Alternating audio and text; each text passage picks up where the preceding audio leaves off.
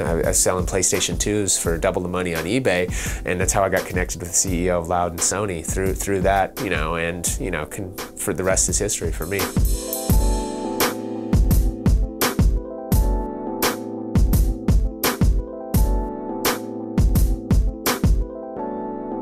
I've always kind of had two different roles in my life. I started off DJing when I was 16 years old, but got my real break in the industry when I moved out to LA when I was 17 to work for the then CEO of Loud and Sony Records, Steve Rifkin.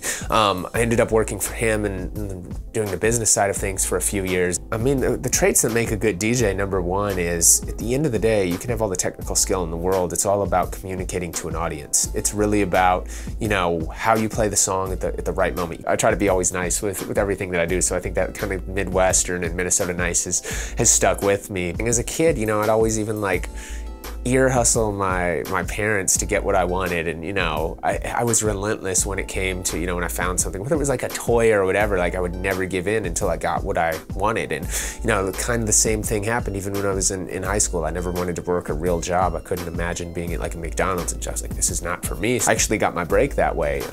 If I was to go back and give myself advice, it'd be to really build out my network and understand the importance of networking and building with everybody. And sometimes you have to sacrifice short-term things to go for the long-term things and focus on it. I never believe I'll be in a situation where it doesn't turn out right. We always find a way to make it happen. I always have. I don't know if you ever, in terms of finding your path, for me, as soon as I started DJing, I knew that's what I was going to do. I didn't know what form it would take. I knew I wanted to be in the music business, but it was interesting. If you look at my career, putting together technology, putting together some of the entrepreneurial things, and obviously being a DJ and host and being on radio for so long, there's nothing more, you couldn't have scripted something better for me to be doing than running this disruptive tech radio broadcasting entity that